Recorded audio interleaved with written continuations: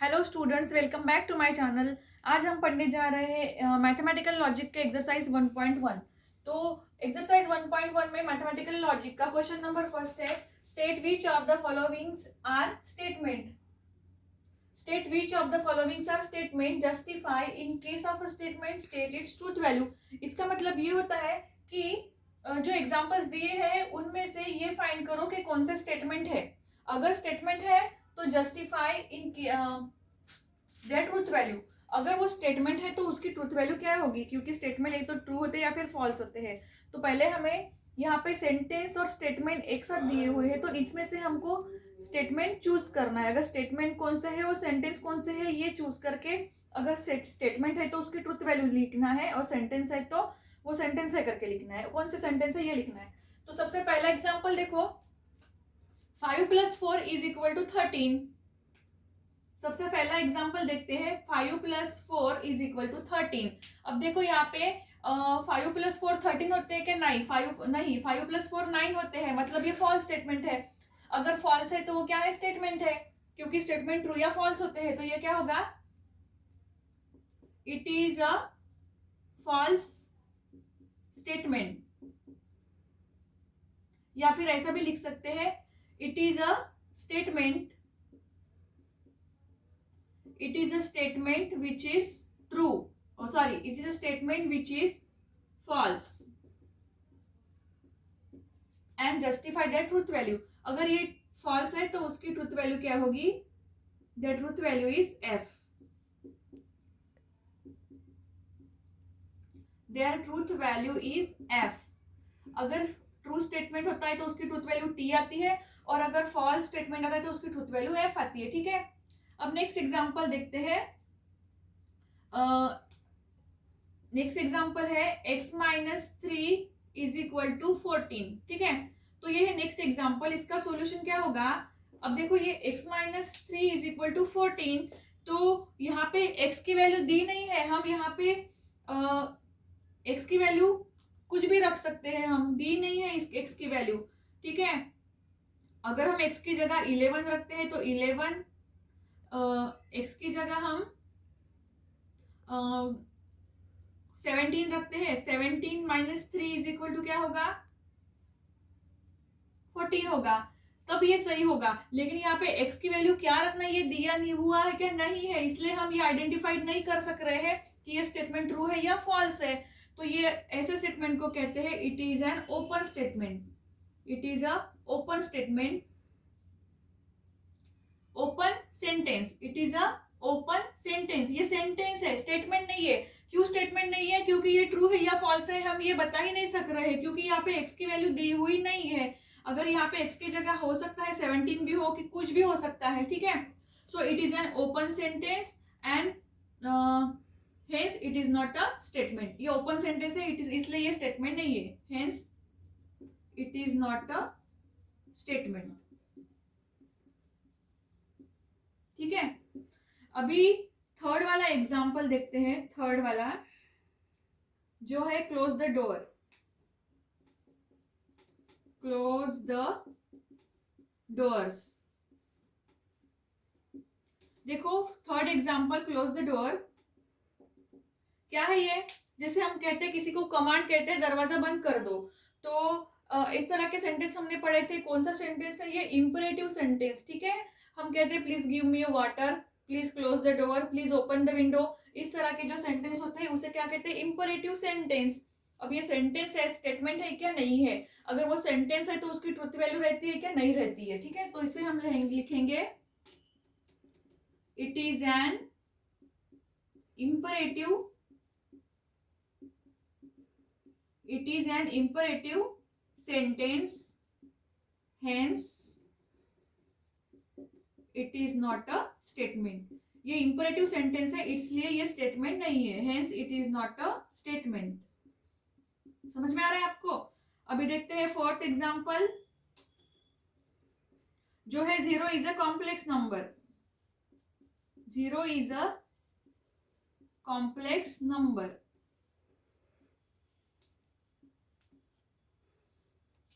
अब देखो 0 ये कॉम्प्लेक्स नंबर है क्या? जीरो जो होता है वो कॉम्प्लेक्स नंबर होता है क्या? नहीं होता है। जीरो कॉम्प्लेक्स नंबर होता है क्या? नहीं, क्योंकि वो कॉम्प्लेक्स क्यूब रूट यूनिटी होता है, तो ये कॉम्प्लेक्स नंबर नहीं होता है, इसलिए ये फॉल्स स्टेटमेंट है। तो इसे हम लिखेंगे it is a statement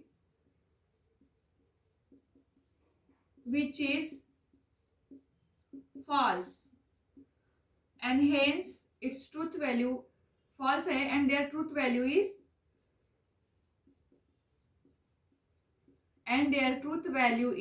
f। Truth value क्या होगी? f होगी। ठीक है, उसके बाद में फिफ्थ वाला क्वेश्चन है जो है please get me breakfast. Please get me breakfast. Please आ गया तो समझ जाओ क्या है ये। अगर प्लीज आ गया तो समझ जाओ कि इंपरेटिव सेंटेंस है। ठीक है, मतलब ये स्टेटमेंट नहीं है, तो इसको लिखो it is N imperative, it is N imperative statement, sorry imperative sentence, hence it is not a statement, hence it is not a statement.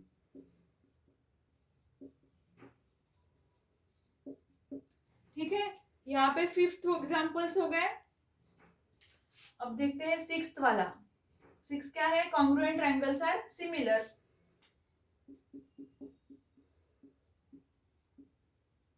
Congruent triangles are similar. अब देखो कॉन्ग्रुएंट ट्रायंगल्स जो है वो सिमिलर होते हैं क्या? हाँ, similar होते हैं क्योंकि उनके तीनों साइड सेम होते हैं। देखो इस तरह के कॉन्ग्रुएंट ट्रायंगल्स होते हैं और इनके साइड जो होते हैं वो एकदम सिमिलर होते हैं, इक्वल होते हैं। ठीक है, तो ये क्या है कि ट्रू है, ट्रू है, इसलिए इट इज अ स्टेटमेंट। ये स्टेटमेंट है, it is a statement which is true, true है and hence is truth value is t। It is a statement which is true and their truth value is t। Okay, अभी next example है x square equal to x. क्या है अभी ये? X square equal to x. ठीक है, तो इसका सॉल्यूशन होगा,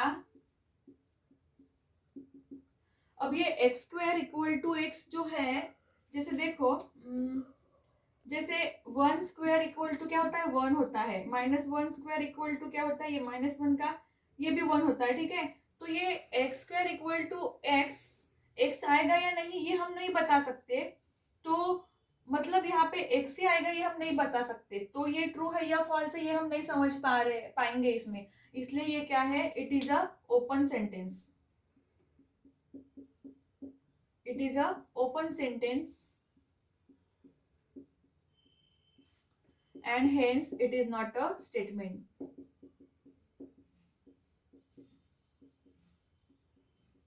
इसलिए ये स्टेटमेंट नहीं है। ठीक है, देन नेक्स्ट एग्जांपल देखते हैं। A quadratic equation can not have more than two roots.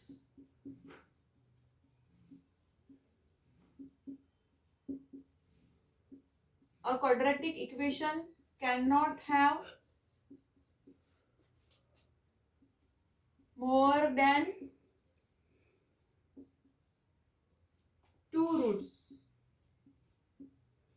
मतलब जो क्वाड्रेटिक इक्वेशन होते हैं उसको दो से ज्यादा रूट्स नहीं होते हैं, तो बराबर है ना।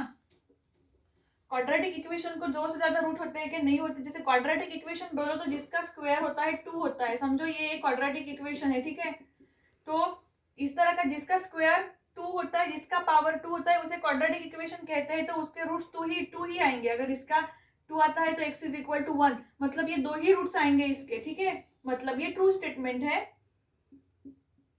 मतलब ये स्टेटमेंट है, it is a statement which is true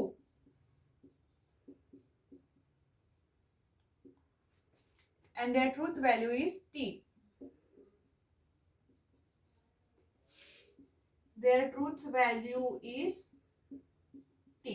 okay, तो कितने हो गए? 1 2 3 4 5 6 7 8. अब नाइन्थ वाला एग्जाम्पल देखते हैं जो है, do you like mathematics? Do you like mathematics?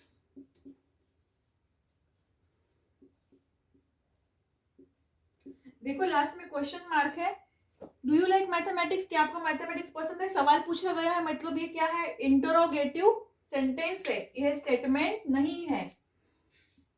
इसका सॉल्यूशन होगा इट इज एन इंटरोगेटिव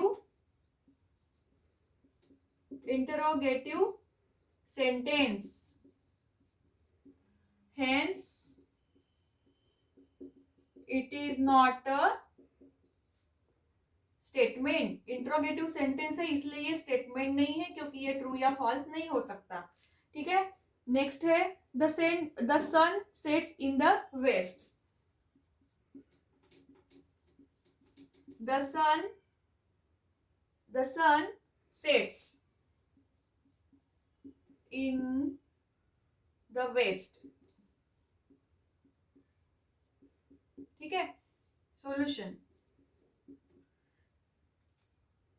जैसे सूरज उगता है वैसे ही सूरज डूबता है, तो सूरज जो है वो वेस्ट में डूबता है, बराबर है, तो ये ट्रू स्टेटमेंट है। तो इसे हम लिखेंगे it is a statement which is true and the truth value is t.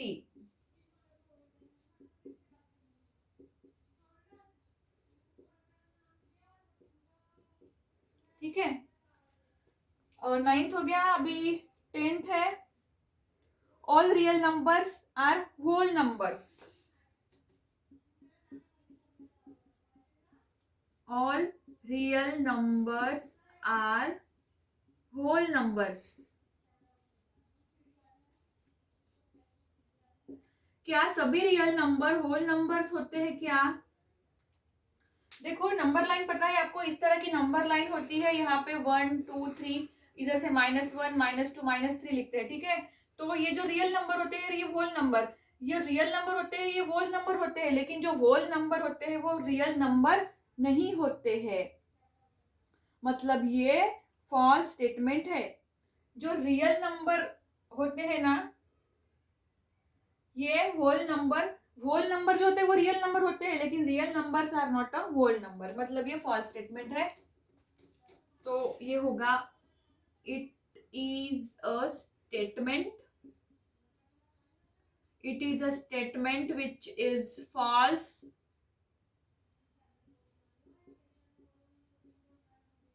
And their truth value is f.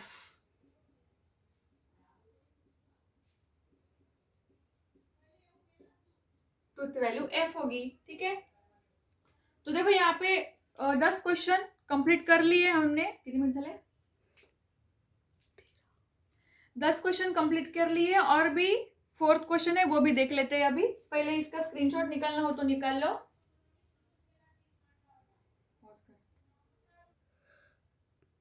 तो ये 11th वाला देखते हैं, 9 10th हो गया, 11th वाला क्वेश्चन देखते हैं जो है can you speak in Marathi, क्या मराठी में तुम्ही मराठीत बोलू शकता का?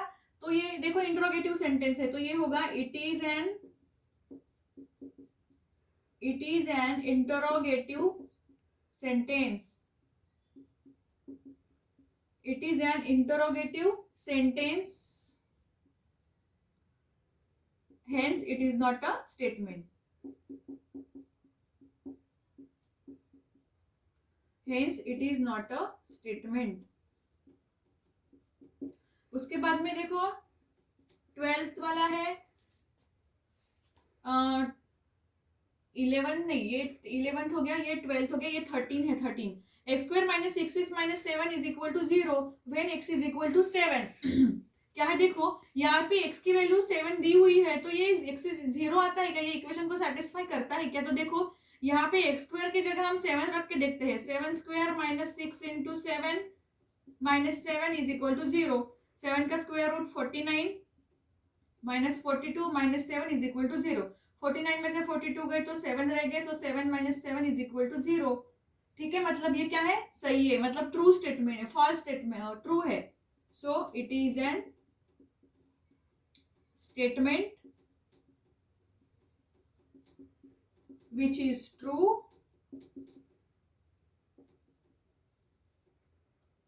and their truth value is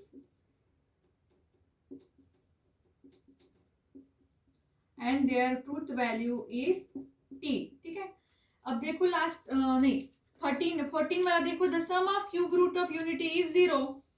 मतलब the sum of cube root of unity 0 रहती है क्या? हाँ, आपने 11 में पढ़ा था कॉम्प्लेक्स नंबर में कि क्या पढ़ा था कि डब्ल्यू स्क्वायर जो होता है ना cube root of unity, W square plus W plus 1 equals to 0 होता है। ठीक है, ये कॉम्प्लेक्स नंबर में है 11th में, W square plus W plus 1 is equal to 0। तो sum of cube root of unity is 0, मतलब ये ट्रू स्टेटमेंट है। तो इसे लिखो, it is a statement, it is a statement which is true, it is a statement which is true and their truth value is t। truth value क्या है? t है। अब लास्ट वाला देखो, it rains heavily. It rains heavily मतलब heavily बारिश हो सकती है, लेकिन कौन से महीने में हो सकती है ये दिया हुआ नहीं है। हेवीली बारिश जून में हो सकती है, लेकिन फरवरी में हो सकती है क्या? नहीं हो सकती है। जनवरी में हो सकती है क्या? नहीं। तो ये हम आइडेंटिफाइड करेंगे क्या कि बारिश कब हेवीली होगी? तो नहीं, तो ये ओपन सेंटेंस होगा। तो इसे हम कहेंगे it is an open sentence because we cannot identify when the it rains heavily way, कब बारिश होगी, जून में होगी। अगर दिया होता कि जून में होगी, बारिश के दिनों में होंगी, ऐसा दिया होता तो हम उसको आइडेंटिफाई कर पाते, बट दिया हुआ नहीं है तो ये ओपन सेंटेंस है। It is an open sentence, hence it is not a statement।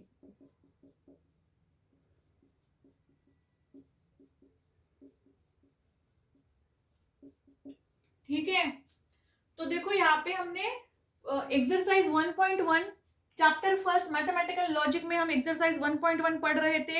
Exercise 1.1 में फर्स्ट क्वेश्चन था जो था state the following are statement, मतलब स्टेटमेंट कौन से है ये फाइंड करके उसमें से अगर कोई स्टेटमेंट है तो उसकी ट्रूथ वैल्यू लिखना था। यहाँ पे कुछ स्टेटमेंट थे और कुछ सेंटेंस थे।